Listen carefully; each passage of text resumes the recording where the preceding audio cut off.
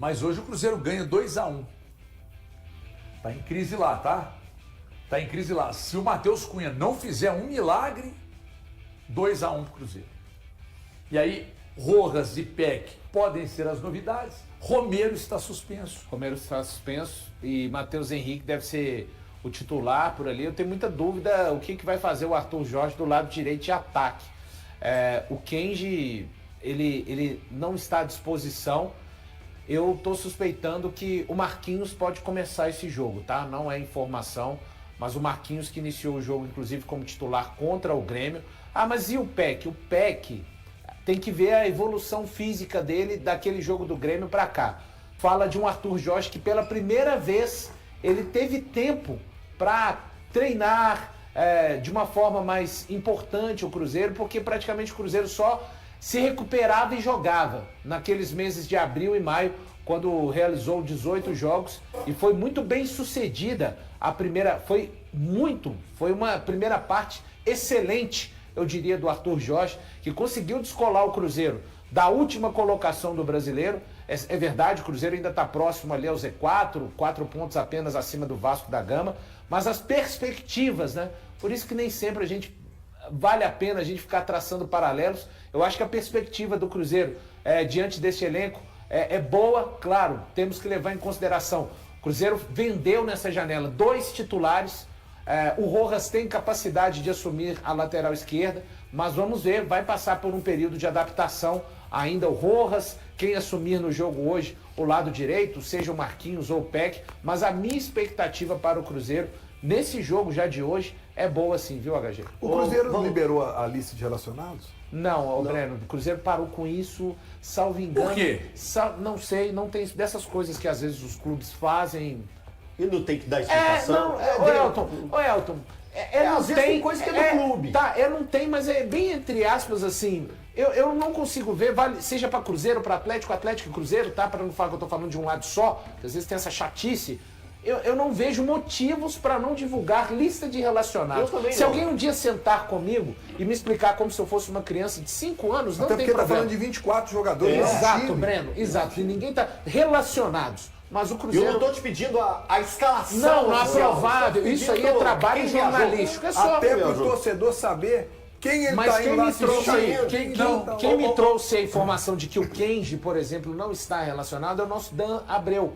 Tá? Ele falou, olha, o Kenji não viaja, o Kaique Kenji. Então, a partir daí, eu tô indo para essa questão de ou Marquinhos ou Gabriel Peck iniciando. Mas eu acho que o Arroio e o Neiser estão de volta, né? Então, nessa condição eles têm, o Arroio né? ainda acho que não estaria em condições. O Neiser deve estar à disposição. Eu também imagino que o Arroio ainda não. Apesar de ser uma ótima recuperação, sim, ainda não. Ô, Valor,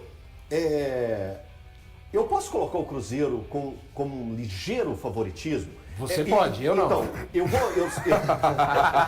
a pergunta foi exatamente Você pode fazer o que você quiser. Você está liberado. E assim, é claro que teve a parada, né? Teve toda essa parada, esse período de preparação.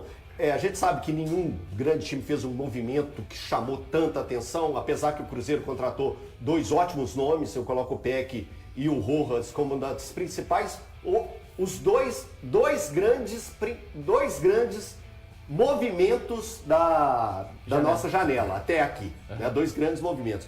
O Internacional ele vem de 2 derrotas no Campeonato Brasileiro. É claro que isso foi lá, já tem muito tempo, né? O antes da Copa, mas só para o pessoal retomar e lembrar um pouquinho. O Cruzeiro uma vitória e um empate. O Cruzeiro vem de um período de 4 jogos sem perder dentro do Campeonato Brasileiro. Eu acho que isso também tem um peso, mostra um pouco dessa reação da equipe do Cruzeiro no Campeonato Brasileiro, mas pensando naquilo que o Cruzeiro fez antes da parada para a Copa, o pouco que a gente viu dos recortes mesmo, até dessa preparação agora com o Arthur Jorge, eu vejo o Cruzeiro ligeiramente favorito, jogando fora de casa, jogando do Beira-Rio. Eu acredito que a torcida do Inter vai abraçar o Internacional nesse momento, porque precisa. O Internacional hoje é o 14º colocado, tem 21 pontos na tabela de classificação, está muito perto da zona de rebaixamento, então eu acredito que vai ter um apoio muito grande do torcedor do Internacional, mas mesmo assim, pelo que eu acompanhei da retomada do Cruzeiro do Brasileiro, né, que foi a partir do momento que o Arthur Jorge assumiu e conquistou 20 pontos, né, em 10 jogos dentro do Campeonato Brasileiro. Eu acho que isso tem que ser levado em conta.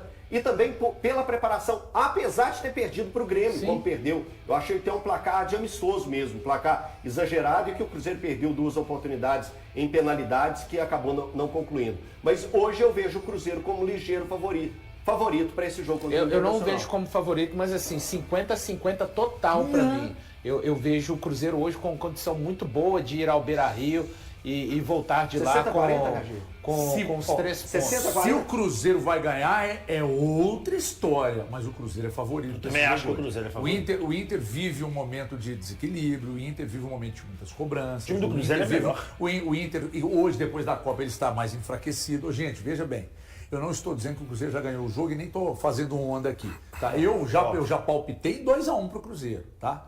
Mas Borré foi embora, Valência foi embora, o Alan Patrick está no banco, mas tem o Alejandro lá, né? Aliás, hoje o Stefano Pouco estava dizendo que o Alejandro vai jogar, então vai ter gol do Alejandro. Pode até ter, mas deixa que o Cruzeiro ganhe. Nesta quarta-feira, o Cruzeiro volta a disputar uma partida oficial na temporada 2026. A equipe enfrenta o Internacional às 21h30, no estádio Beira-Rio, em Porto Alegre, em duelo válido pela 19ª rodada do Campeonato Brasileiro. Um triunfo pode fazer a Raposa ganhar até 6 posições na classificação. Atualmente, o time celeste ocupa o 13º lugar com 24 pontos. Caso vença o Internacional, chegará aos 27 pontos e de imediato ultrapassará Vitória e Botafogo, ambos com 25 pontos e que já atuaram na rodada. Dependendo da combinação de resultados, o Cruzeiro ainda poderá terminar a rodada na 7ª colocação. Para isso, além de conquistar os 3 pontos, a equipe comandada por Arthur Jorge precisa contar com tropeços de Atlético e Corinthians, que somam 24 pontos, além de São Paulo com 25 e Coritiba, que tem 26. No caso dos paranaenses, apenas uma derrota permitirá que o Cruzeiro os ultrapasse na tabela. Se confirmar a vitória, a Raposa também diminuirá a diferença para o grupo dos 4 primeiros colocados.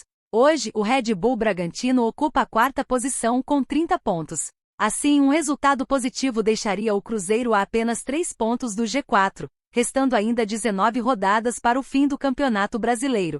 E aí, galera, o que acharam? Deixem suas opiniões nos comentários.